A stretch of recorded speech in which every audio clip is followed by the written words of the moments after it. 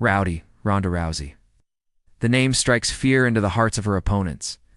For nearly a decade, she dominated the UFC bantamweight division as a true pioneer for women's MMA. She became the face of the company and arguably the most famous female fighter in the world. And when she stepped foot into the squared circle, she brought that same intensity and passion with her. On April 2nd, 2022, the world changed when Ronda Rousey won the Women's Royal Rumble match. We hadn't seen a woman enter the Men's Royal Rumble before. It was a monumental moment, and it felt like the passing of the torch from one era of WWE to the next. That's because Ronda has now been gone from the company since 2019, focusing on being a new mother to her baby girl. But at the time, it seemed like Ronda's return would be short-lived. At WrestleMania 38, she lost a disappointing match against Charlotte Flair after tapping out to the figure-8 leg-lock submission move. And at the post-WrestleMania press conference, Ronda admitted that she felt very defeated. She said, "I don't know what my next move is. I feel terrible. I don't want to be a loser." But she had another match left on her contract, so people were wondering what could be next for the baddest woman on the planet. Her next and final match of her current WWE contract would come at SummerSlam 2023. Her opponent, none other than her former tag team partner Shayna Baszler. Their match was everything we hoped for and more. From beginning to end, these two brawled all over the place. The match spilled outside of the ring where both superstars took their fair share of bumps. This was hardcore wrestling at its best. And just when it looked like Baszler had the match won, Ronda turned the tables and locked in the dreaded cross-colored armbar submission move. As the tap-outs were not enough, Ronda decided to add insult to injury by picking up Shayna and slamming her down onto the mat. Once again, this was pure dominance, and it sent a message to the entire WWE universe that Ronda was back and she meant business. After the match, Ronda cut a fiery promo on the mic, saying that she doesn't give a damn about being likable or entertaining. She only cares about winning. And that may have shocked some fans, but this is nothing new for the judo specialist. After all, Ronda is known for finishing off her opponents quickly and violently with her signature flying armbar submission move. In fact, between March 2013 and December 2014, every single victory of hers ended by way of a rapid armbar finish. In total, Ronda Rousey finished 11 straight opponents with her patented submission move. It didn't matter if they tapped out or not, Ronda still slammed them to the ground for good measure. To this day, that remains one of the most impressive streaks in MMA history. Now, many people love Ronda, and many others don't.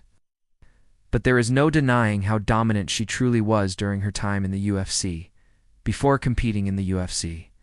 Ronda actually competed in judo tournaments and won medals. When she made her professional MMA debut in 2011, she started training with none other than Greg Jackson and Mike Winkeljohn.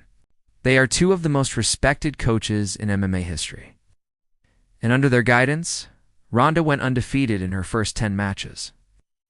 On November 17, 2012, Ronda Rousey finally got her shot at the UFC bantamweight title, her opponent Miesha Tate, and let's just say that Ronda did not disappoint.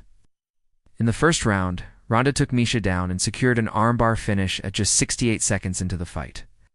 It was a devastating loss for Miesha, but that's just how Ronda operates. She defended her title 5 more times, and in each of those defenses, she made her opponents tap out except for one.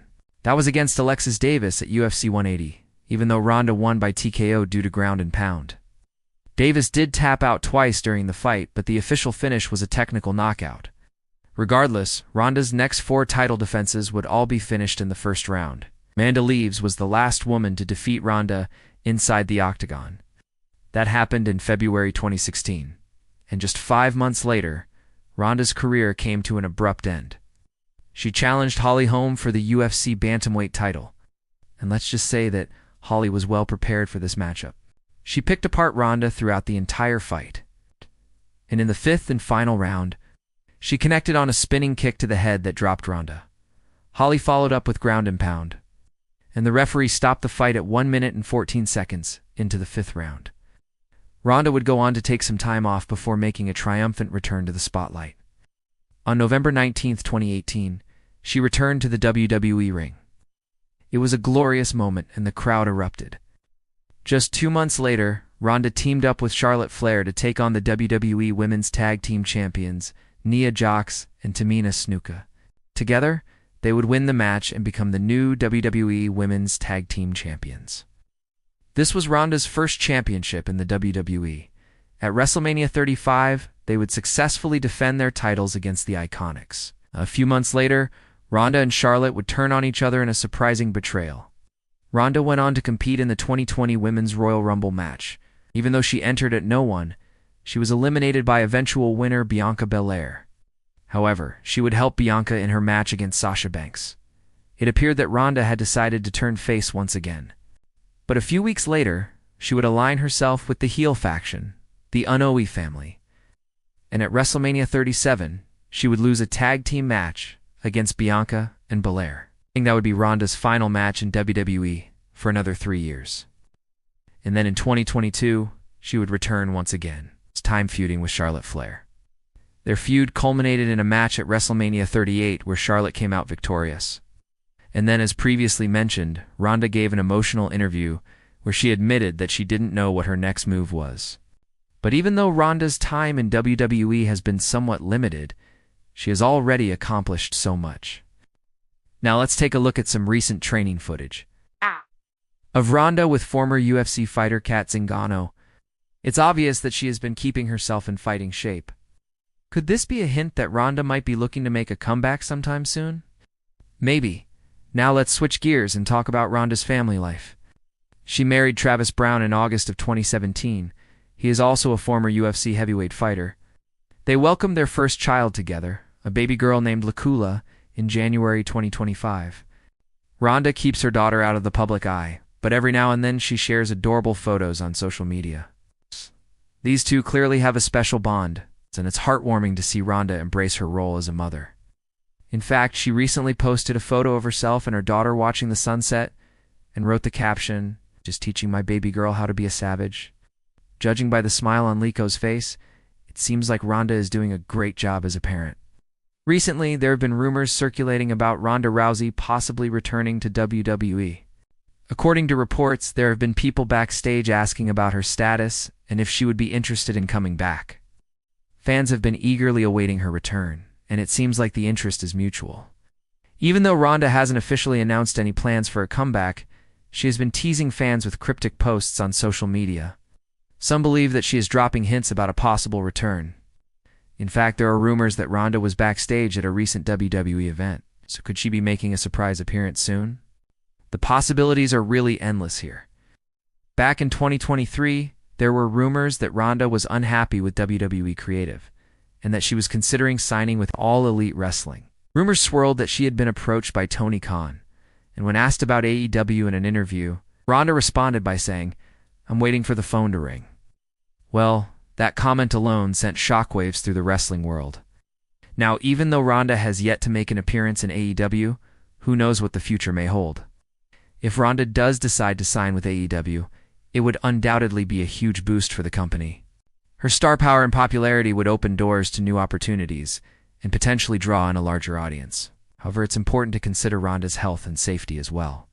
Throughout her career, she has suffered numerous concussions, and it's natural to worry about the long-term effects of such injuries. Recently, she spoke about the importance of protecting her brain and prioritizing her well-being. In an interview with CBS Mornings, she said, "I think everybody should take their brain very seriously. I've had 2 brain surgeries. I've had a lot of concussions. I am not the same since my concussion." So it appears that Ronda is being cautious and taking steps to preserve her cognitive health. As fans, we want to see Ronda succeed and reach her full potential, but it's equally important that she does it in a safe and healthy way. Whether she chooses to return to WWE, pursue opportunities in AEW, or take some more time to focus on herself and her family, Ronda's impact in the world of sports entertainment is undeniable.